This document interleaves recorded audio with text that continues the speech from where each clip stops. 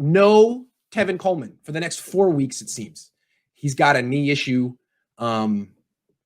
This is one injury the Niners can handle. Nothing against Tevin Coleman, but they have like 11 better running backs on their roster. And they don't even have 11 running backs on their roster. I'm sorry for Tevin. He'll be back. But they'll be okay. So how are they going to replace Tevin Coleman? No Raheem Mostert this week either, most likely. So they'll have Jerick McKinnon, Jeff Wilson Jr., and they may call up JaMycal Hasty from the practice squad. That's good enough. I mean, what haven't you guys been impressed with Jerick McKinnon so far? To me, he has most of the quickness that he had before the injury. He's making people miss. He can cut hard on his left leg and his right leg. He's running good routes. The one thing I've noticed with him is he seems to have lost a little speed. Not that it really matters. I mean, he had a 55-yard run against the Jets. But then you notice in the open field, like, weren't you kind of waiting for him to hit it into fifth gear like he used to on the Vikings? I think he was a 4.4 runner, right? A 4.3, 4.4 guy. He just kind of was stuck in fourth gear, couldn't pull away, and got tackled, got ran down. But that's fine. That's not an issue. The issue is how much can he run? He's averaging a lot of yards per carry. He looks good. He looks quick and explosive. But the Niners have been sort of babying him a little bit. Understandably, he missed about 1,000 days. So are they going to do with him what they did with Jordan Reed, where a couple break-in games, one break-in game, and then boom, we need you. You're now a focal point of the offense. I wouldn't be surprised. He's played well, Jerick McKinnon. There's been no signs that if you give him a higher workload, an increased workload, he'll break down. Seems like he's ready for it. And they need him to be, because I think he could make – someone's going to need to make Nick Mullins' job a lot easier. Someone's going to need to get big plays on the ground and be a nice little check down option out of the backfield. He can do that. He's an explosive player. And right now the Niners need explosive players.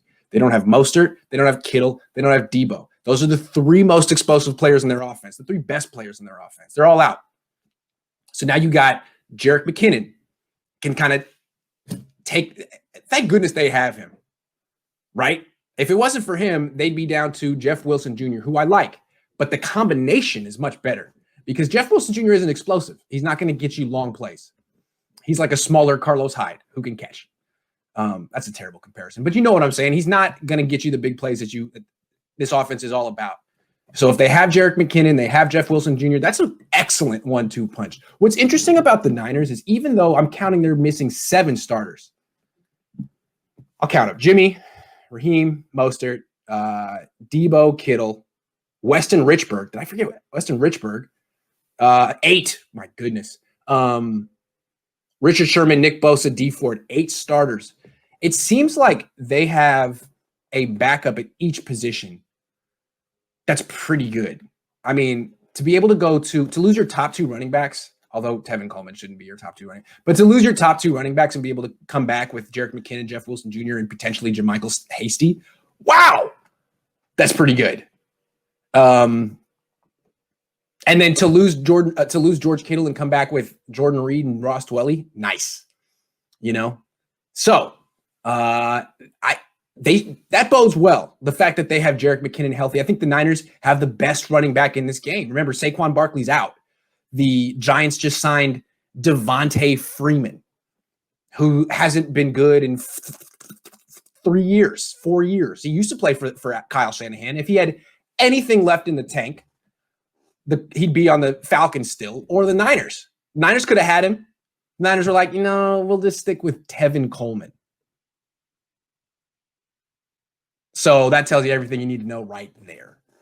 The Niners actually have some advantages despite all these injuries.